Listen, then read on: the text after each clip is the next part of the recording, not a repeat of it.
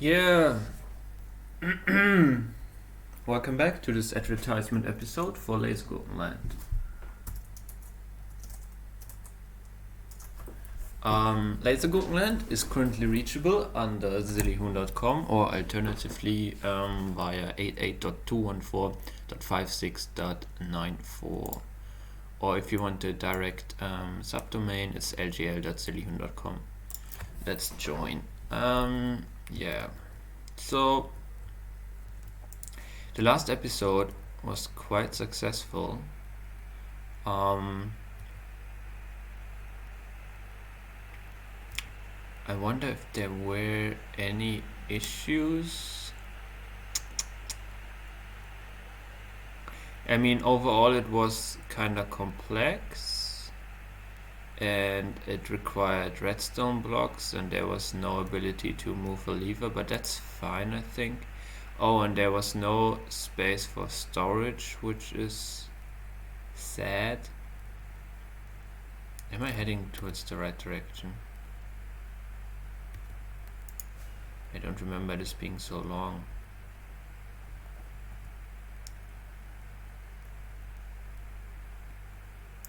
Yeah, I think I am. Yeah, and also like yeah, I remember a big issue was the damage I got and the ability to repair it while flying. It was not very comfortable. It was kinda comfortable, but not like the best you could get. Which is a ambitious goal, I know. Okay, so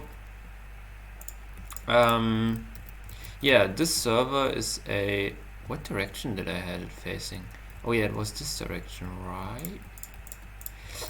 It's a anarchy, currently vanilla server. I keep saying currently because the paper plan is cancelled, so it will most likely stay vanilla for a long time now.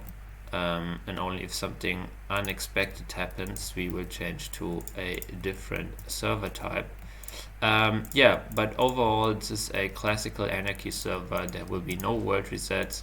You are allowed to use any client you want. Yeah, and do all the nasty things.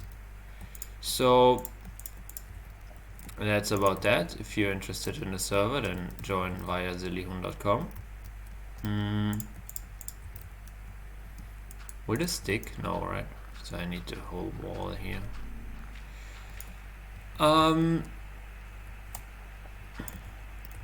Yeah, and we are going to watch a talk today. It is... Whoops. Checking the stream. We are up and running. That's wonderful. From the defcon conference. It's a video from 2015 with 4,000 views. It has the title defcon 23. Ryan Oneill. I won't pronounce ever like I name correctly, but yeah. Advances in Linux forensics, process forensics using ECFS. I have no idea what that is, but we will see. Yeah, if you're interested in the talk, check the description. Thank you for coming. Let's go. Today we're going to be talking about ECFS, Extended Core File Snapshot Technology. How many people here know what a Linux ELF core file looks like? So today we're going to be talking about extended core files. This is a technology that helps aid in process memory forensics in Linux. So what that is it's an extended version of a typical core file that is specifically designed for memory analysis. And that is what we'll be discussing. I've taken everything that I know about the ELF binary format, reverse engineering, process infection, Linux viruses, exploitation, and imbued that knowledge into the design of this software or technology or core file format. So, quick history. In 2011, I had designed a prototype for a DARPA CFT. It's called VMA Voodoo.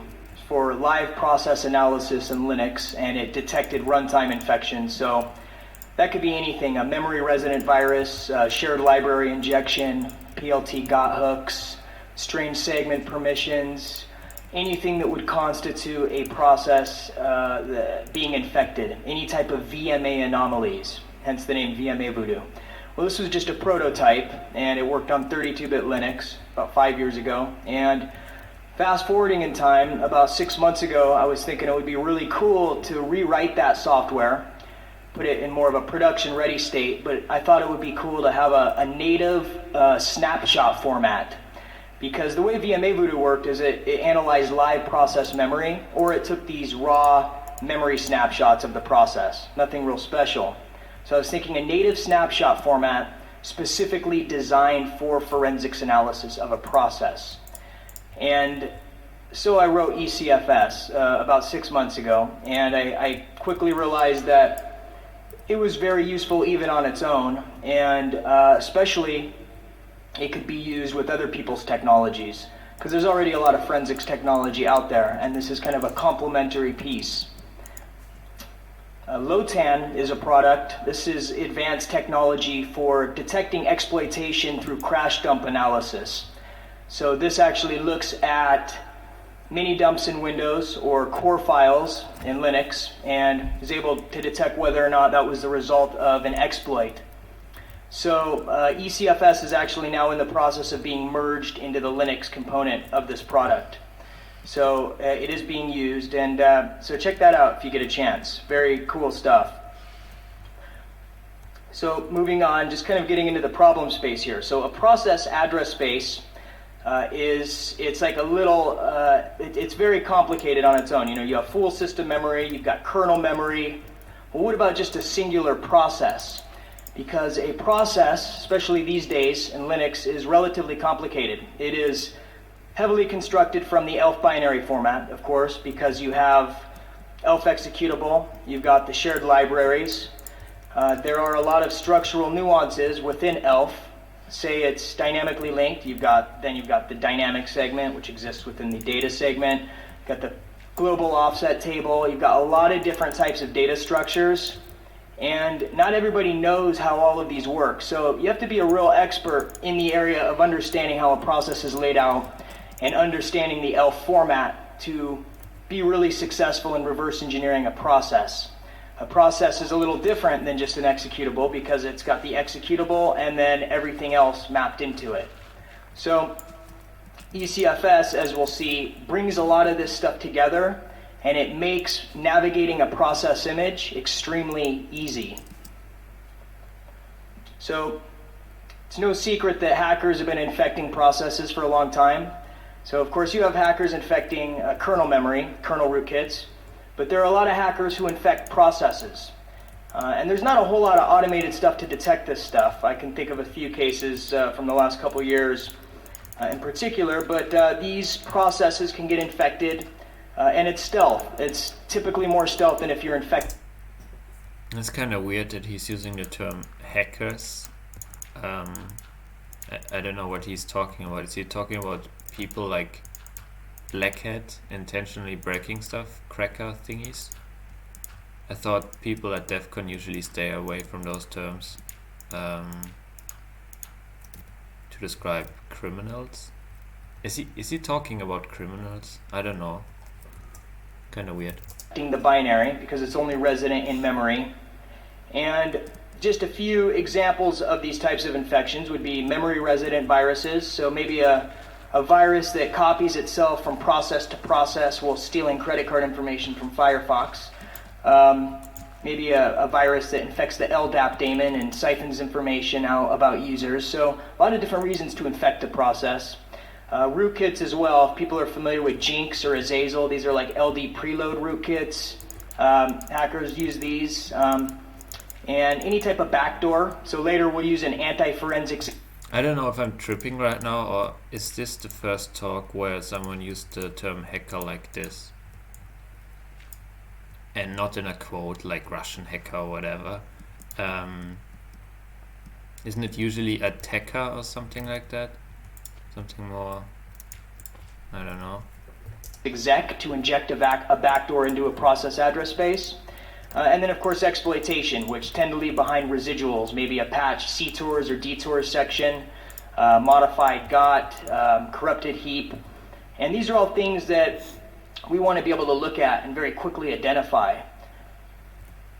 So there are a lot of forensics tools available that also do some process stuff. So the three major ones, you've got volatility, recall, and then second look, which is commercial. And primarily these do full system memory dumps.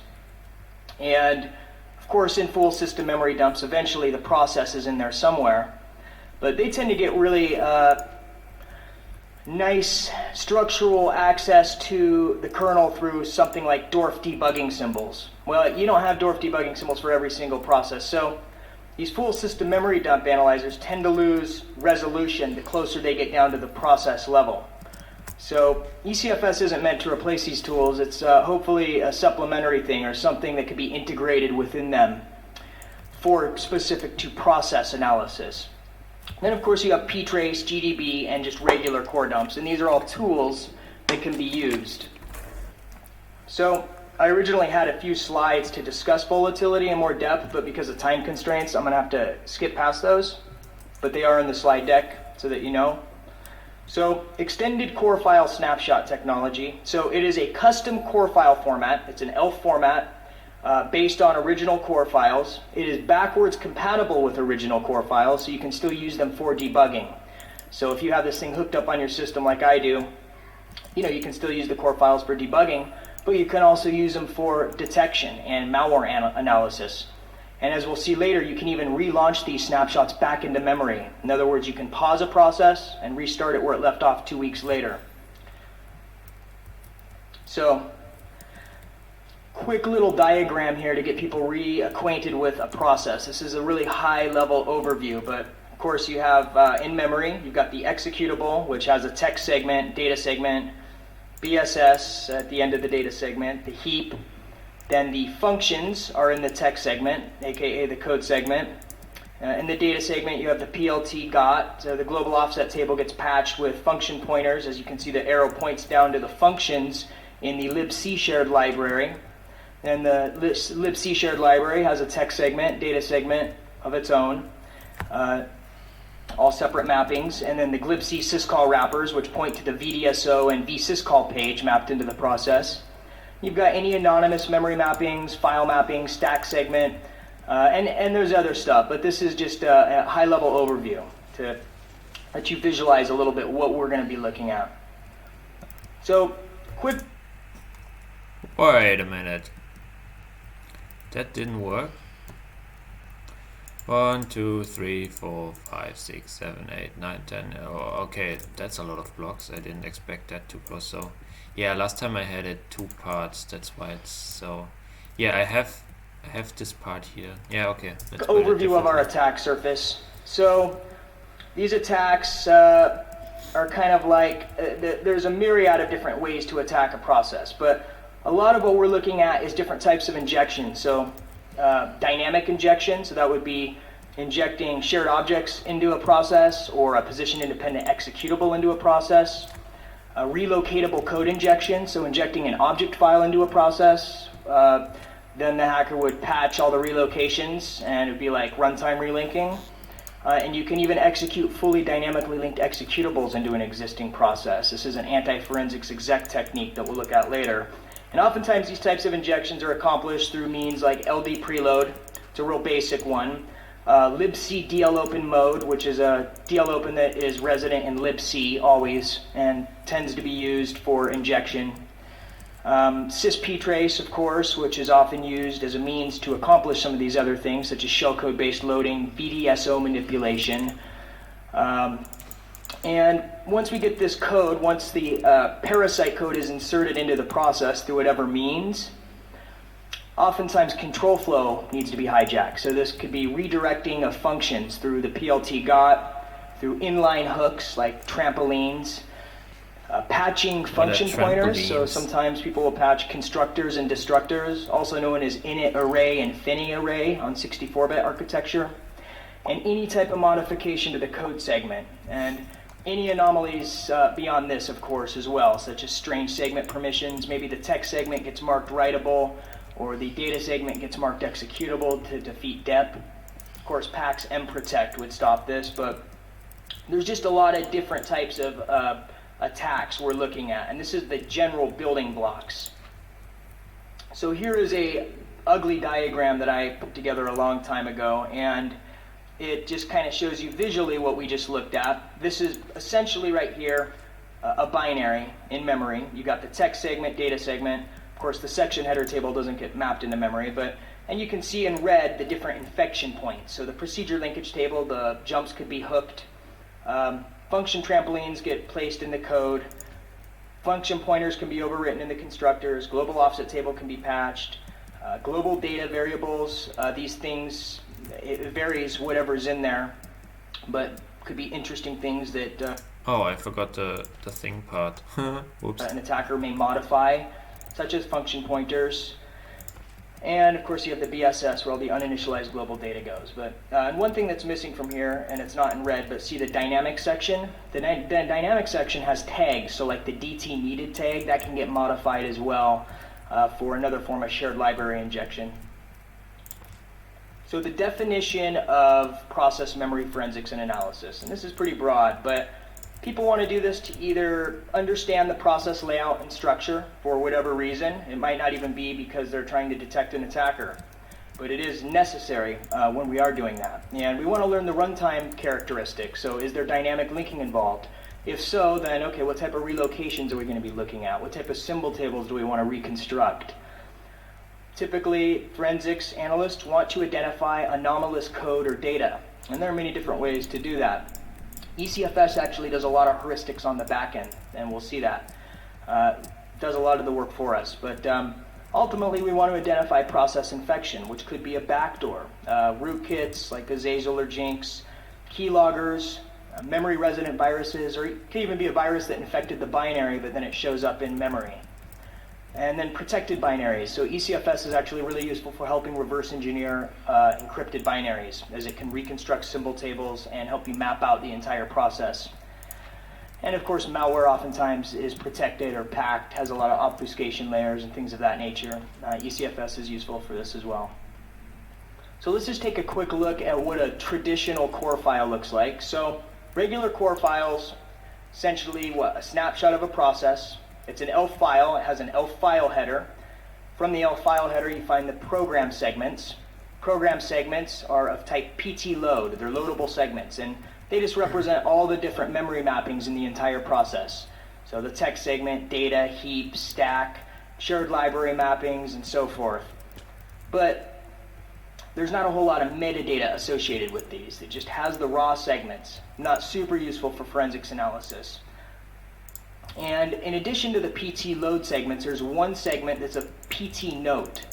The note segment contains all the metadata about the core file that, say, GDB uses when debugging, such as what the register state was, the auxiliary vector, which is what the top of the stack looks like when a process starts, signal information, and the paths to the shared libraries that are mapped.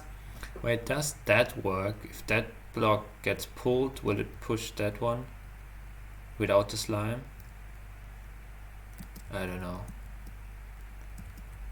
I really don't know. Then, now, these core files are generally created when a process crashes. When it's delivered a segv or a sigbus, different signals will cause a core dump. To look and see how the core dump code is created, you can look at binfmt_elf.c. This is a kernel source file, which is pretty interesting. All the elf loading code is in there, and in particular the code that creates a core file. So arguably at best, core files are useful for debugging. Some people will state otherwise. Now, they're not particularly useful for forensics, and here's why.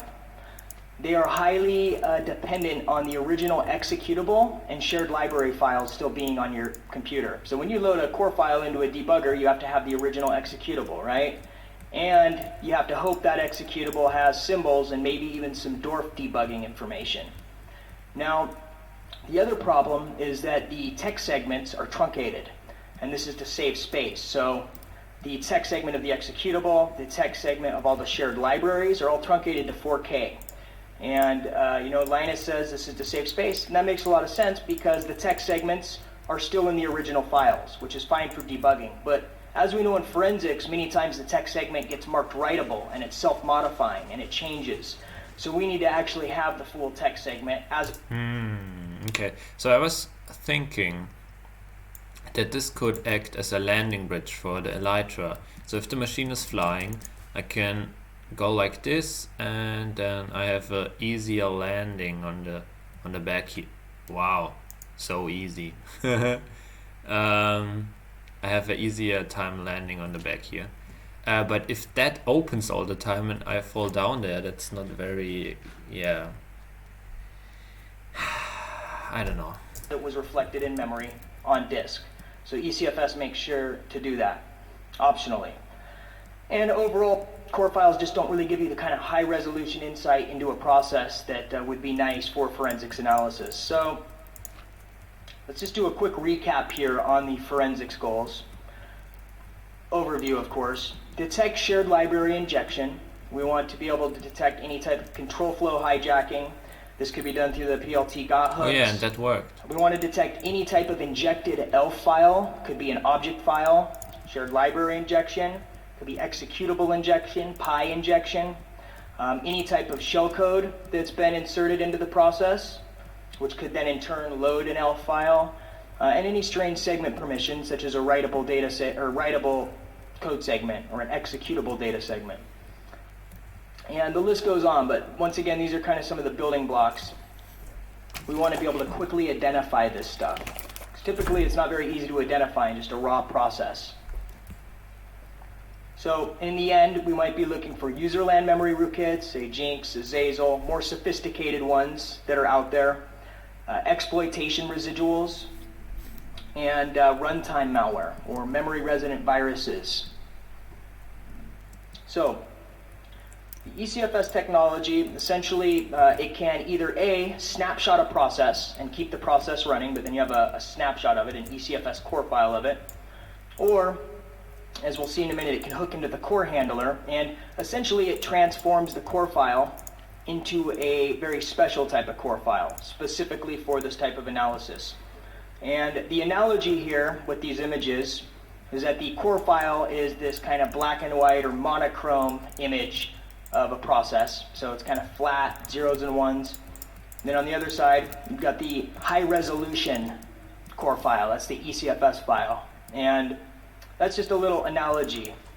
So what are the ECFS use cases? And this is kind of redundant here, but so live malware analysis. There's a suspicious piece of malware that's running and you want to snapshot it.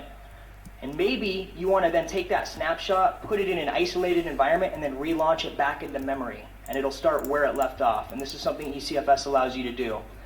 Process necromancy is what some of the guys around the office call it. And any type of process forensics, which could mean a lot of things, as we already went over. Also, helping break protected binaries. A very powerful binary protector was protecting a program on my system, and it crashed. So ECFS caught it. And I was amazed that ECFS fully reconstructed all the symbol tables, even though all the functions were individually encrypted, only one decrypts at a time. And it does this through a very special type of symbol table reconstruction we'll talk about shortly. So now let's just get into the ECFS features. So this is a list of the features, but I do have a slide for each one, so I'll go over them individually. So ECFS plugs into the kernel's core handler. It's actually a userland application. You don't need to modify the kernel. Proxys kernel core pattern. This is also the file that like Ubuntu's abort modifies. And essentially, if you use the pipe symbol, it is kind of stable, right?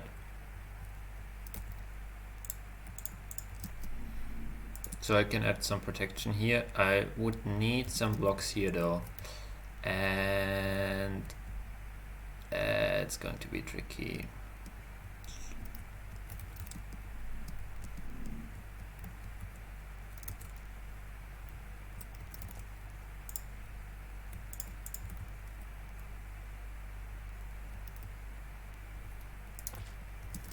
Can I change the direction easily? I doubt I can just do that, right? That won't work, will it? Nah. You can tell the kernel core handler to pipe the core file it's creating, so it'll pause the process that's crashing. It'll pipe the core file into the standard input of whatever program you want it to. So we tell it to pipe it into the standard input of the ECFS handler, which then essentially dazzles that core file up, totally transforms it, and then spits out an ECFS file.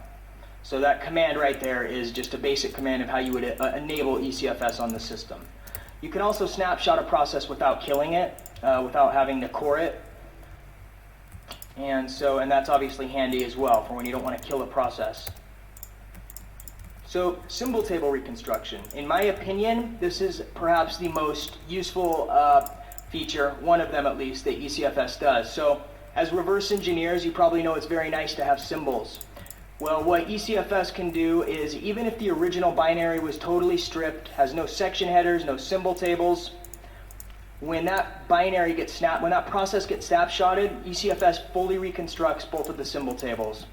And there's two symbol tables in a binary. You've got the local symbol table, symtab, the one we're looking at here, and that's all the functions that were in the binary, not the dynamically linked functions. And it turns out that GCC compiles all binaries by default with a segment called PTGNU frame. There's a section called .eh frame in the ELF sections if you look. This contains the exception handling frame description information. And you can parse this DORF info, the common information entries, and then you get the FDEs. And you can use this to locate the address and size of every single function in the binary. So even if all the functions are encrypted, let me give you an example. With IDA Pro uses control flow analysis or fingerprinting to find all the functions. Well, what if all the functions are encrypted or packed or obfuscated? Then that's not going to work. So essentially what ECFS does is it uses that approach. Let me go back real quick. If you see that link there, that link will take you to some code on my site. Was it the design of the machine, or was it the dirt block that killed it? I can't tell. But I mean, yeah, even if it just was the dirt block, that's unfortunate, because starting the engine should be easy. Yeah, fuck. Because I came up with this method about 8 months ago, and you can use that code to rebuild symbol tables. A friend of mine did it in a CTF, and he won it way before everybody else because he quickly reconstructed the symbol tables. So that's how we reconstruct local symbol tables, and it's powerful. I haven't had it actually fail on anything, as long as that EH frame segment is there. And the only time it ever wouldn't be there is when a binary is explicitly told not to have it. Usually if you compile it with like no stdlib, even then it still may be there, but very nice. Clang does it too. So anyhow, let's look at the dynamic symbol table. So the dynamic symbol table, this is like symbols for what? Printf, fget, strcpy. And the way we do this is the dynamic segment of a program is in memory because it's needed by the dynamic linker. So you can locate the dynamic segment. ECFS does this, of course. Finds the DT symtab. Then it resolves the address of every single shared library function, and it plugs the addresses into the corresponding symbols. So very nice feature as well. Complete symbol table reconstruction. Next thing ECFS does is it rebuilds. Anybody here know what ELF section headers are? Okay, I'll assume some of you guys do. Well, section headers are very nice because they allow making navigation of the binary much easier. They're not necessary for runtime, but they're usually there because they're used by linkers and debuggers. Well, even if the original binary had no section headers, let's say it was stripped by a hacker, when ECFS snapshots that process, it still fully reconstructs all the section headers. And oh yeah, so that sticks to that, but no, yeah, okay, that makes sense. All the original section headers, well, just about all of them, and it reconstructs and builds a lot of new section headers that are totally custom and pertain to ECFS forensic stuff. So let's just look at some of those sections. So there's a section for the heap, so you can quickly access the heap data. There's a section for the stack, or stacks if there are multiple stacks. the VDSO, Virtual Dynamic Shared Object, the vsyscall page. Now text and data, they're in capital letters, those actually point to the text segment and the data segment. Those are different than the text and data sections. Now, some people know that the proc PID directory has a lot of information about a running process. So when this ECFS snapshot is created, ECFS captures the proc PID directory, compresses it, and stores it in a section, procfs.tgz. Very nice to decompress and look at. PR status contains register information.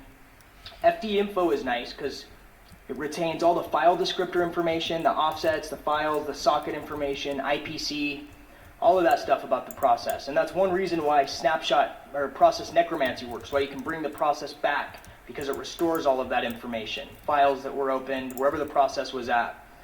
The auxiliary vector, the executable path, and the personality is very ECFS specific. It contains information that pertains to ECFS, such as were the symbol tables fully reconstructed, basically the personality of the ECFS file, what components were turned on, were heuristics enabled, things like that. And then the last two is the arg list, which contains the argv vector of the program, and then the fp reg set, floating point register. So all very easy to access through section headers. Now, more importantly, is there are 3 custom section types, because you have section names, but then you have section types. So, for example, sections that have code in them or data are usually of type prog bits, means program bits. Well, what we have is 3 custom types. So shlib, anytime there's a shared library mapping, it gets marked with the type shlib. It's very fitting. But what's even cooler is if a shared library was determined by ECFS to have been injected unnaturally, such as by an attacker, it will actually mark it as injected. So you can just use readelf, look at the file and be like, oh, this was injected. If it determines that a shared library was preloaded, then it will actually mark it as preloaded.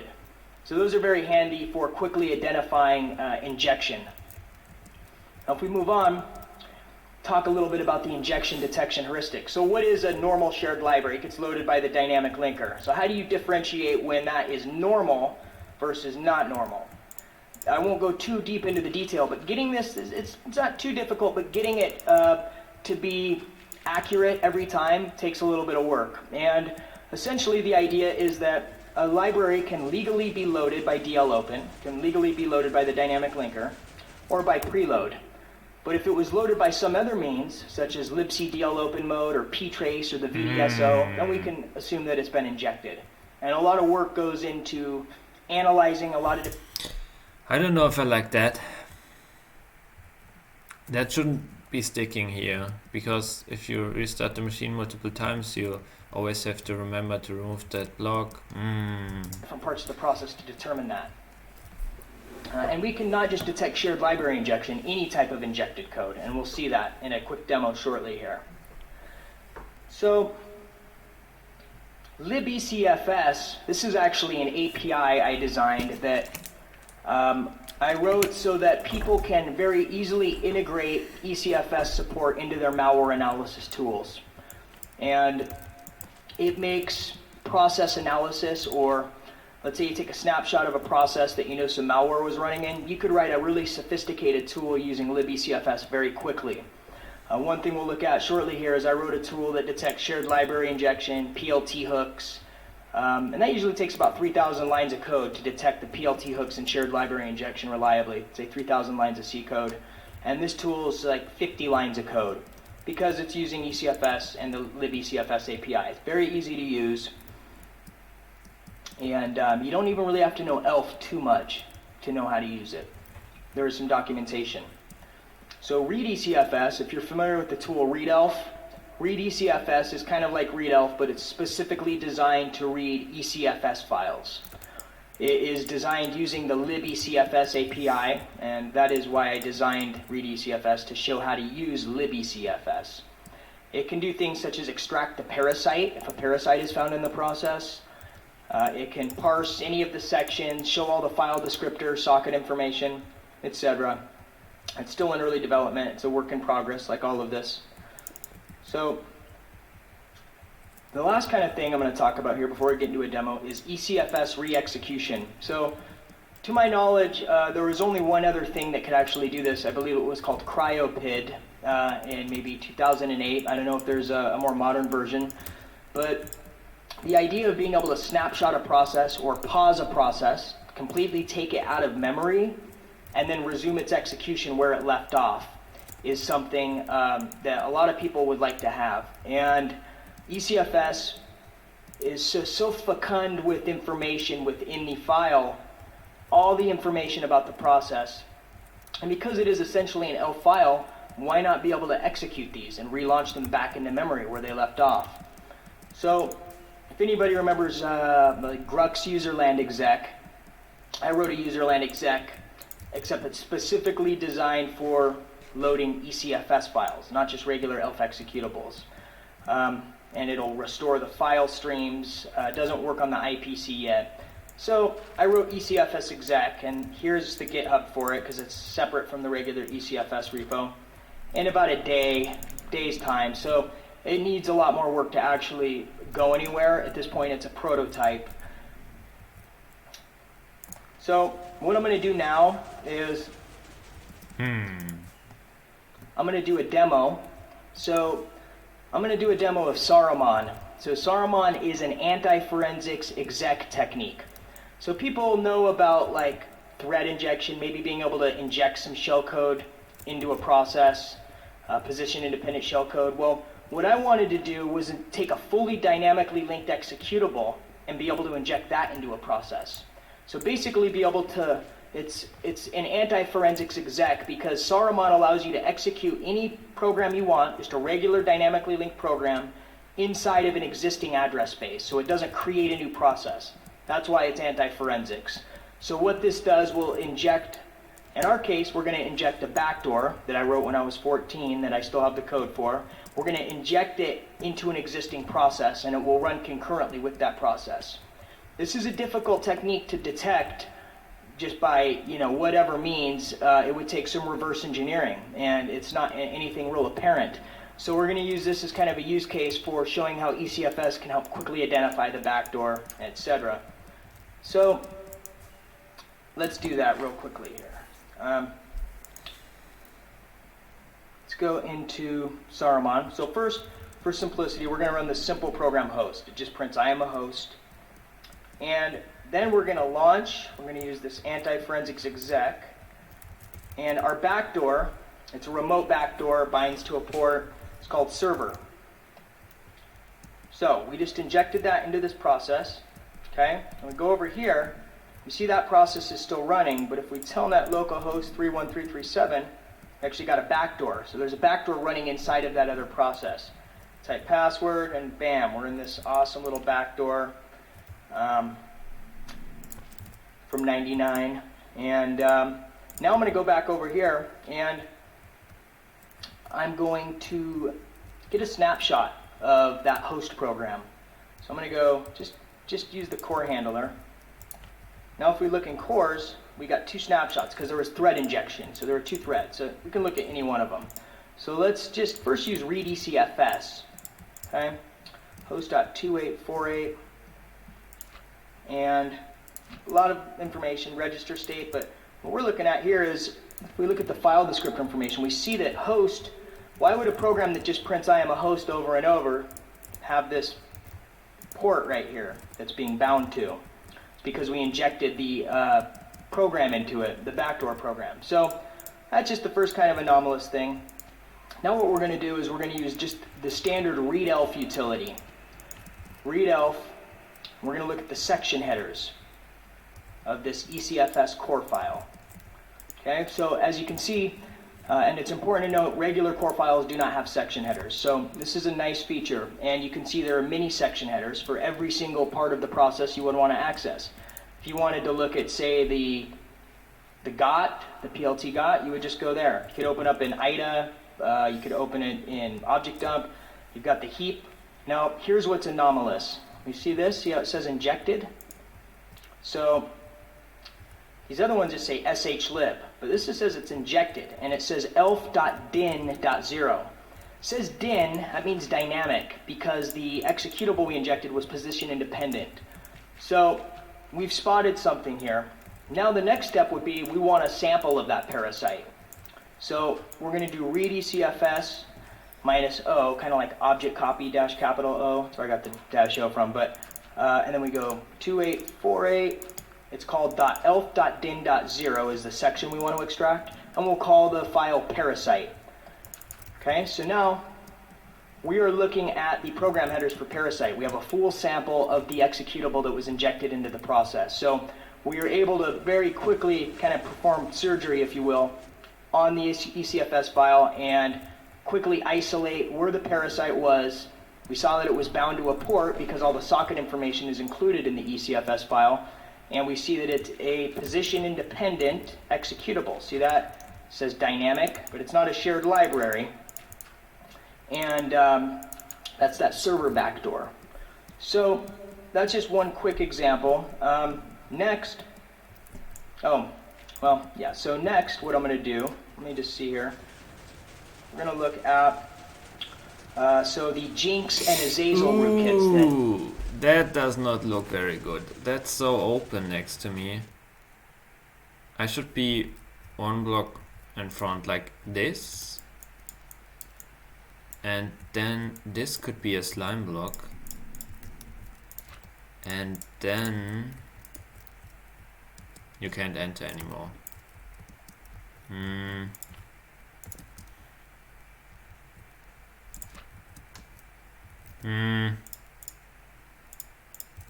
Does this work? This is getting quite heavy, right? Let's make it even heavier. This will never fly. I do not even have to build a stopper.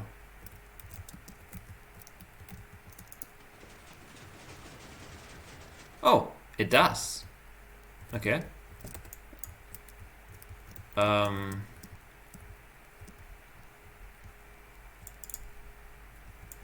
Whatever this is, should probably be here.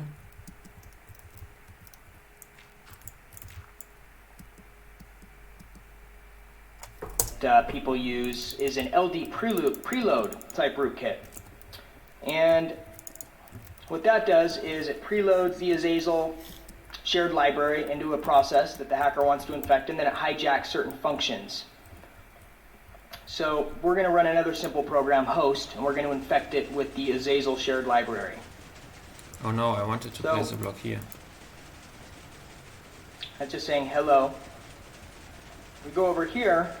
Let's do kill-11 pit of host. Actually, let me get rid of the other one so I don't get confused. Now, we've got that. So what we're going to do here is just look at the section headers again with readelf. Keep in mind I'm just using open source object utilities. readelf is totally compatible with our ECFS. So looking at the section headers again, okay? Now let's go all the way down. There's all the shared libraries. And now suddenly look, we see that the Azazel shared libraries and ECFS detected them as being preloaded. So immediately that looks suspicious. You know, the libraries were preloaded. And furthermore, okay, I'm quite happy, I have to say.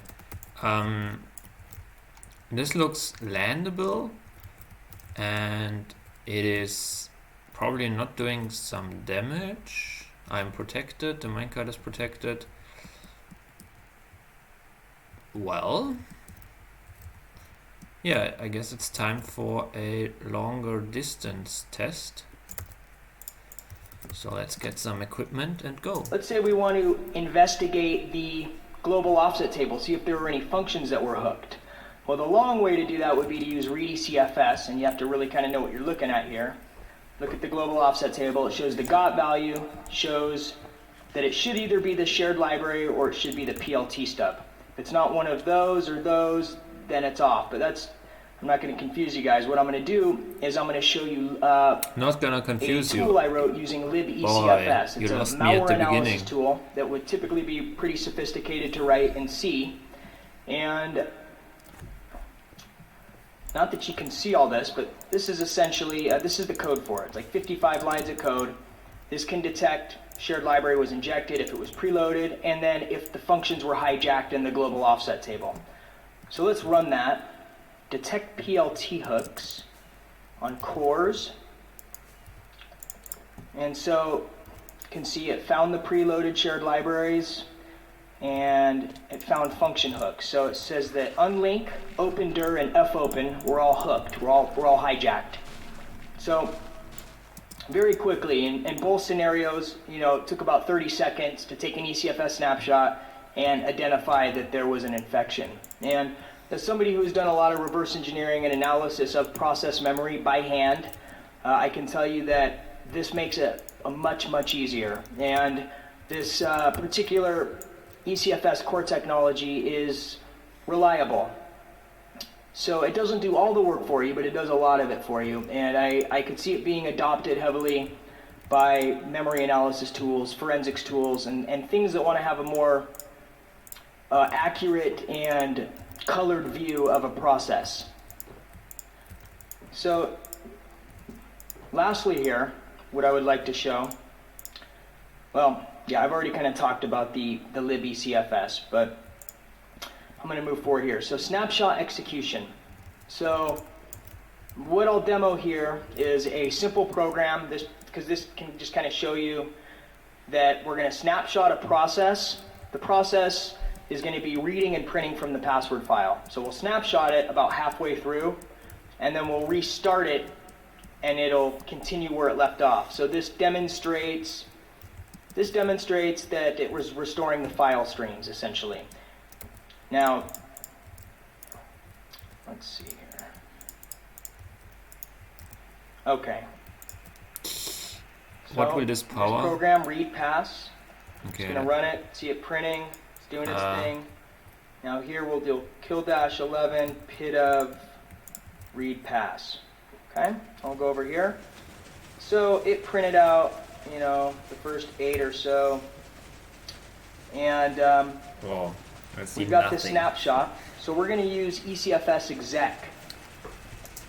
There's not a lot of view, but I feel protected against phantoms, and yeah, I don't know. It feels kind of good. It's quite cozy in here, but I think I can still glitch into walls. Let's see if I walk in here in this edge. I keep. Oh wow! Okay, I can't fall off. That's crazy. Check this out. I'm walking inside here. No chance. Here a little bit, I get a little bit pushed around. No, that's quite stable. Awesome. So we got to first copy it over. I'm going to... Let's see here. These files are all root because they were created by ECFS. So cores, read pass, and we'll copy it to ECFS exec example. And so we see that read pass.2926. So that was a process. We snapshotted it. Now we want to run it and let it begin where it left off. So let me try reconnecting. We'll do exec read pass. There's a little debugging output. Oh, we got to sudo that. Sudo exec. There. Ooh! Ouch! That's how bad reconnecting is. Ooh. Okay. Well. Fuck. Yeah, I mean, if you want to travel long distances, at some point you have to reconnect. And well, if this doesn't work, this is not. Oh no! How can this happen? I'm sure you can build it more compact that this is not possible to happen, because the smaller design will never do that on reconnect. Oh no. We'll do exec read pass.2926, and it started where it left off. So essentially what that did is You know, that .fd info section has all the file descriptor information, pipe information, socket information. Now, if that password file was removed from the system, this wouldn't work because it doesn't keep state of all the actual files. It only keeps the state of where it was accessing within the file. Now, further research and development into this project, it wouldn't be too difficult to come up with some interesting ways of retaining that state like virtual machines do. Virtual machines have everything. It's a little different with the process because processes aren't self-contained, they rely on the environment. But this has implications of doing things like live process migration or high availability computing, or different types of fuzzing, or if you want to be able to snapshot a piece of malware, like I mentioned earlier, and then relaunch it on a system that's sandboxed and safe to run it on. Let it start where it left off. So, open source project as well. Something I plan to get more time on eventually and take to the next level. So these are the GitHubs. So ECFS, that is that's the straightforward ECFS code, the core handler, the snapshot utility. It's pretty easy to install and set up on your system. So you can just start collecting ECFS core files instead of core files. And ECFS exec is a separate repository, and it's just a small bit of code. And then Saruman was the anti-forensics exec tool. And anyway, does anybody have any questions at all? Okay, so I should add to my tests a reconnect test where, before I start in the wilderness, like on the long run, see if it can survive a reconnect. And yeah, I guess that's some plan for the future. You can also come up to me after the talk, but I will be happy to answer any, if there are any right now. Yes, in the white.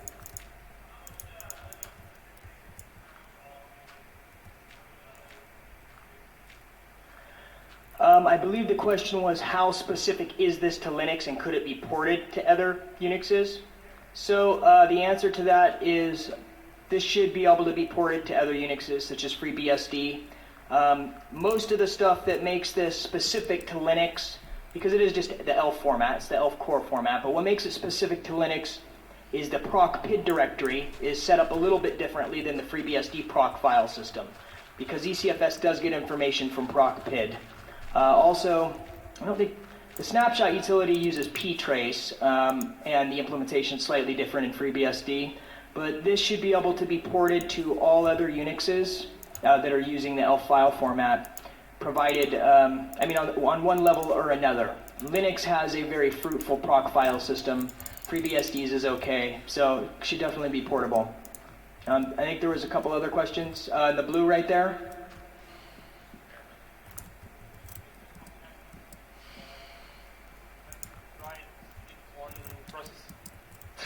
Thank you. Do I just start from the beginning? Sure, please. So the question was related to the exec functionality, and namely whether it works with processes that generate code dynamically, like a JIT or some antivirus engines that are loaded dynamically. Yeah, that's a really good question, and I don't totally know. I do know that the JCR section in an ELF binary contains a lot of Java classes and things like that. I think that that would be something that's definitely on the path for exploration. I haven't gone that far yet, but I think it would be something worthwhile looking into and could probably be worked on. But yeah, so I don't know, in short. Yes?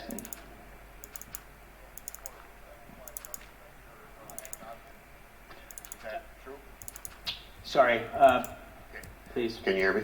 Yes. Okay, so by your statement that it's ELF specific, is that architecture, is it CPU architecture agnostic? It is. Not this particular implementation, but it could be ported.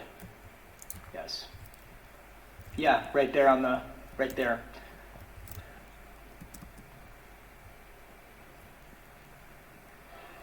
First of all, thank you. This is amazing. And do you, with your research and writing this library, do you see a path to automatically remove injected code at runtime?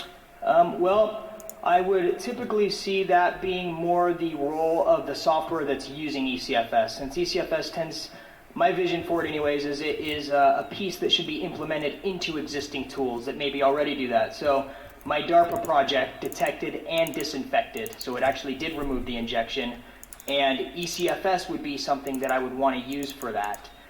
So ECFS is more like, use this with your project for the detection components, and then your project would maybe do the disinfection. Yeah.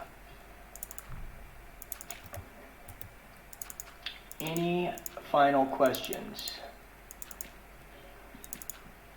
So when you were reading the password file, and then you kill the process, and then you have a new process that picks up where it left off. Yes. So is ECFS, or was the exec, it saw the FD info, but then it has to make a new open call, but then it uses the existing information to pick up. Like I was just wondering, where, is that a new socket or a new file descriptor? Well, I did make sure to use the actual same file descriptor number, so it actually pays attention if it's FD3, FD4, then it does do an open and an LSEEK to get to the offset. Yeah, but you still have to go to the kernel to say, hey, do an open syscall, right? Yes. Okay. Yeah. Yep. Yes, in the blue right there.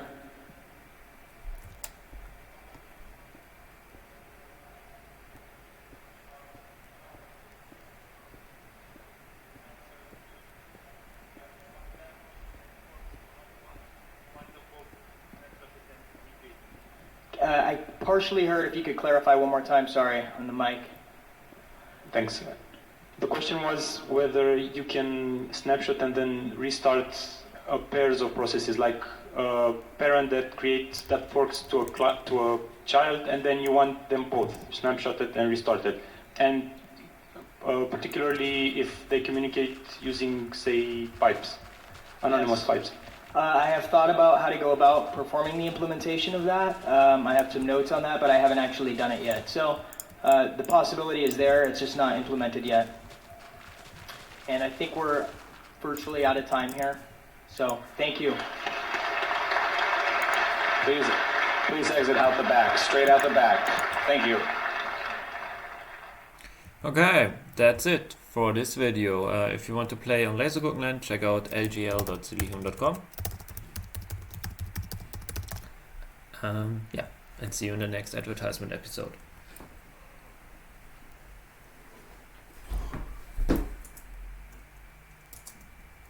Switch is up.